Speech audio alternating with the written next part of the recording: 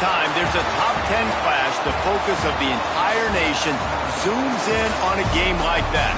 When it's a conference showdown, the stakes are even higher. Welcome, everyone, to Acrisure Stadium, home of the Pitt Panthers.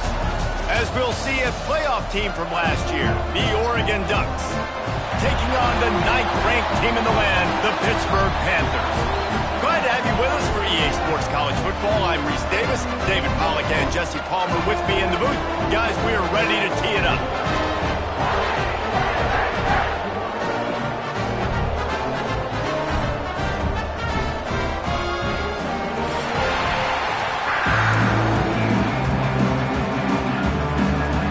And the Ducks will kick it away to start us off.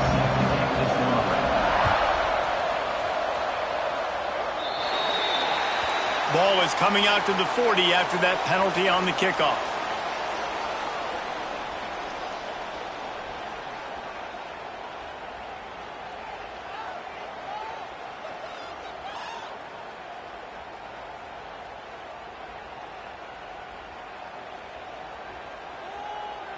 Okay, break. Moves. Gets the back moving. They'll start this drive going to the air. He misses his man. The accuracy just not what it needed to be on that play. It's pretty obvious what's at stake here, guys. A top 10 matchup, winner, good shot at the playoff, and the loser is probably going to need some help. Yeah, so further cementing your resume, making that exclamation point on the schedule, giving that committee something to look at and go, here's a top 10 win. This is a big deal for my schedule. Big proving moment. And that's why you play football for one of these two programs, for games like this, for the opportunity to reach the college football playoff. You knew these two teams were on a collision course.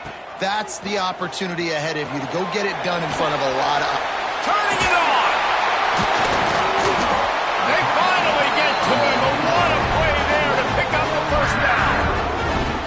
And that's why this guy is such a weapon in this offense, because you don't have to throw it far downfield. Just get the ball in his hands. He catches it close to the line of scrimmage, but look what he was able to do after the catch. He gets an explosive play for this offense.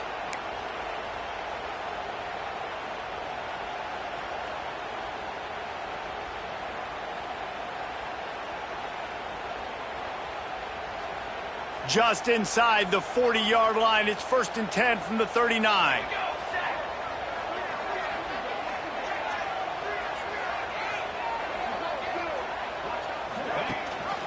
Rides the back and leaves it on the option. That is a big win for this defense, as they were right there as soon as he got the ball. And that play shows you really what this defense is about. It's a difficult one to attack. They're really good. One of the best in the country. They come at you from all angles. So I'm interested to watch. How do you mix up the play calling? How do you keep the defense off balance? Because they are a good one. The Panthers have put themselves in dire straits after that last play. It's 2nd and a mile. They'll move the wide receiver. To the air on 2nd down. Nowhere close on that one, as he got drilled trying to deliver the football, and now they face 3rd down. And that pressure got to him quick. I mean, you talk about you want your quarterback to feel comfortable. Man, he didn't have time to feel comfortable. He didn't have time to get his feet set and get in the ground. This offensive line's got to do a better job.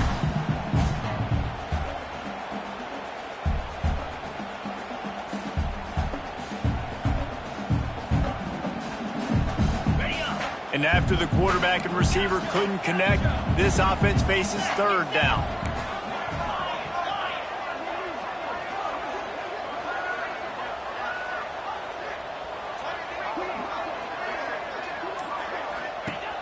Looking downfield, and he needs a bunch.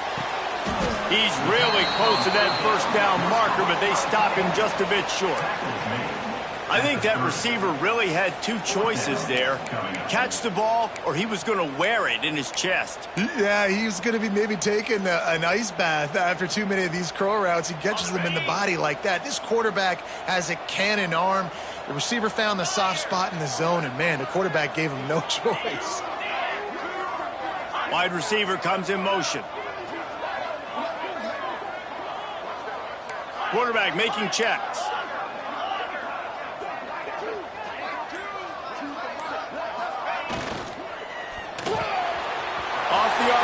complete. They're able to keep him out of the end zone. He'll be stopped at the 2 after the big play in the passing game. They were easily within field goal range there, but they don't feel like you can win this game 3 points at a time. No, pass. I mean, you got to be aggressive. You got to get touchdowns, man. You've seen the emphasis. Defenses are willing to give up yards now to make you kick field goals. I like this offense being aggressive. Forget the 3s. We need 6s. Tight end now in motion.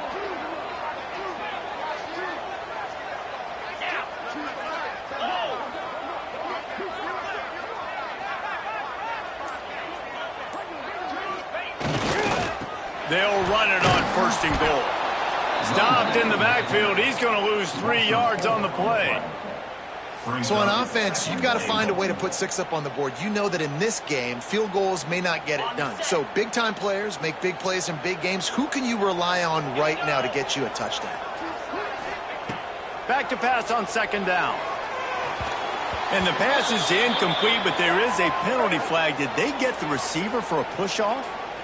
You don't see offensive pass interference called very often, so usually you know it's pretty blatant. It's pretty obvious. It's a severe push-off or, trying to break up a play so you don't give up a pick, but clear offensive pass interference on that play. Motion from the wide receiver.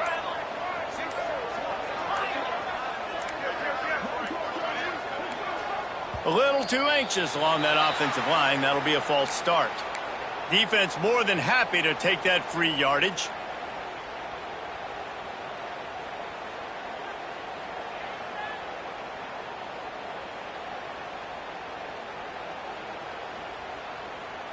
Can the D deny them on 2nd and goal? Wants to go up top. Throws for the tight end. Tremendous awareness along the sideline and the ability to get the foot down for the big pickup. Nice job by the defense forcing the 3rd and goal. You can't allow any run after catch in these situations. Play aggressive, play tight, and play physical. They pushed it forward down to the 5, but now looking at 3rd and goal.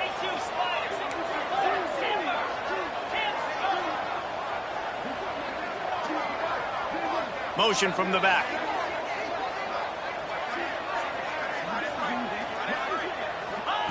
On 3rd and goal, they'll throw it. Looking to the end zone. Touchdown! Pitt fired in from the red zone for the score.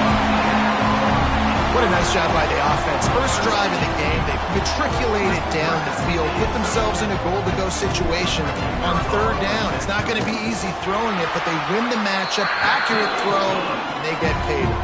Kickoff unit on the field, and this defense will be called on to protect this lead.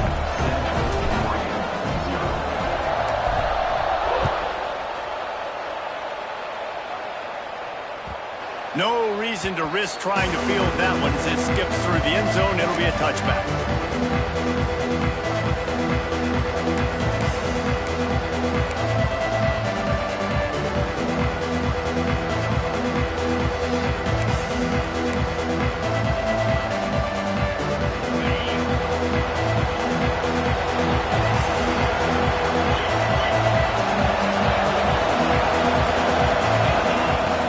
Here's the handoff. And the good news for the offense, there's nowhere to go from here but forward. No gain on the first play. All right, guys, let's think big picture for Oregon. It's the conference finale today. Win this, win extra football ahead. It's taken a ton of hard work to get here, David, and they certainly can't afford to let down. Yeah, and you people, Reese, they're looking ahead, always pointing to the future, like they need to win today. Like their goals are still in front of them, but today is a big day in the conference to continue to keep winning. And that's the thing I think their coach kept reminding his team of all week long. At the very start of the year in our first team meeting, we put our goals up on the board. The #1 goal was to win the conference, and they have a chance to guarantee themselves a spot in that game with a win today. Here they come, 1st and 10 from the 48.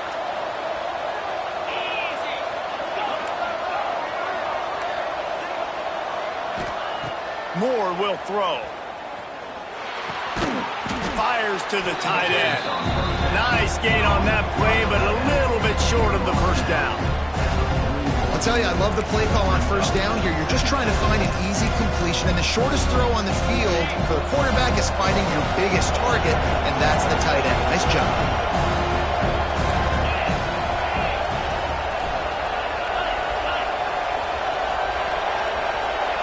And you want to know what impact home field advantage can have? There it is. The offense will walk it back.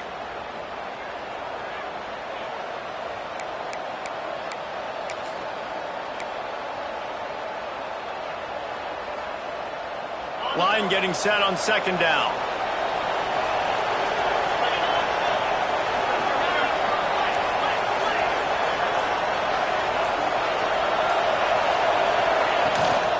Handoff from the gun.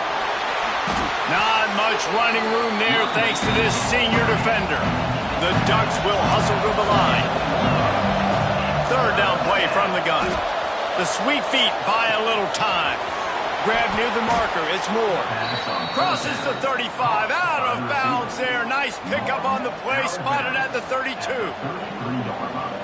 He might have expected to see this DB up in his receiver's kitchen. Instead, nice little zone, and they pick up the first. Man, offenses are getting so good, Reese, at seeing the holes in the zone, knowing you're in zone, knowing where to sit down, how to make it an easy pitch and catch for the quarterback, and that's what it was on third and short.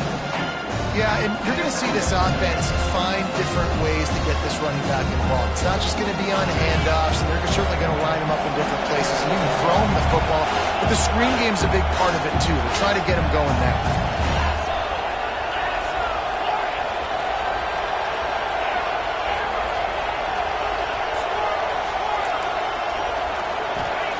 Moore to the air. Now adjusting. He's going to take off. And he was able to shed a tackle and pick up the first down before they finally get him on the ground. And defensively, you've got to know this guy, man. He's got some wheels to him. He'll get outside the pocket. You can't let him outside the cage. Those ends have to do a good job of keeping contained. When you lose it, this is what happens. He can get outside, can scramble, and can get first downs.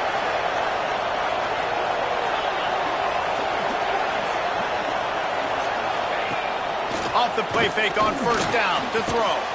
Tight end finds a soft spot. And after the tackle, we are headed to the end of the first quarter. That's the end of the period, and Pittsburgh has the lead. And we've come to the end of one, and let's take a quick moment to catch up on the stats. Now to see if these guys can get back in the game in the second quarter.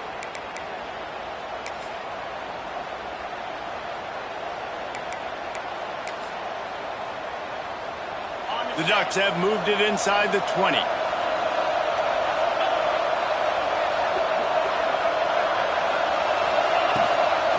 Running to the left. And this one will be stopped for no gain.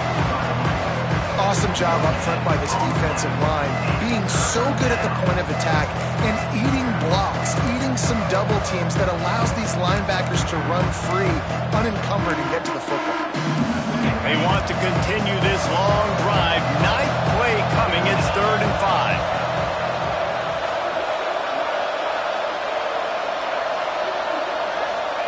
From the gun, wants to pass. Quickly complete. Defense makes a stop.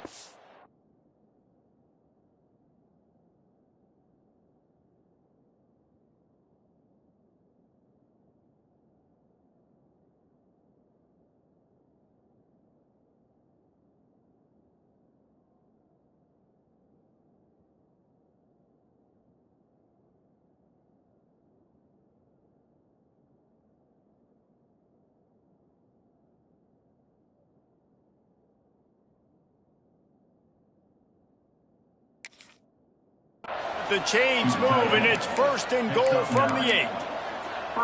Perfect timing to call that pass play. It's 3rd and short down here in the red zone. Everybody in the stadium expecting you to run the football, and if you don't get it, maybe you kick a field goal, maybe you go for it on 4th. You don't have to worry about that now. Because of the pass completion, it's 1st and goal.